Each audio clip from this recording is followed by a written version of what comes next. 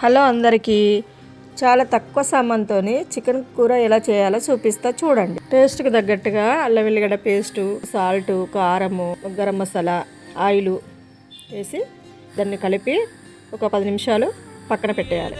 Pan పెట్టుకొని oil వేసుకొని పచ్చిమిరపకాయలు, ఉల్లిపాయలు, పుదీనా గోలిన తర్వాత ఆల్రెడీ చికెన్లో పసుపు కలిపాం కాబట్టి ఇందులో చిటికెడు వేసుకుంటే సరిపోతుంది. ఇది మంచిగా ఫ్రై అయినాక కలిపి పెట్టుకున్న చికెన్ దీనిలో యాడ్ చేయాలి.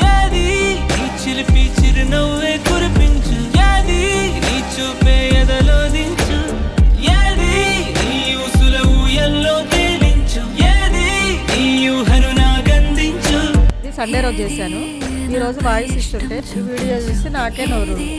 కలుపుకున్న చికెన్ ఒక పావు గంట మూత పెట్టి సిమ్లో పెట్టేసి పావు గంట తర్వాత మూత తీసి చూస్తే ఆయిల్ పైకి తేలితే ముక్కుడికినట్టు. పైనుంచి కొత్తిమీర చల్లుకుంటే chicken ready. Please like, share, comment.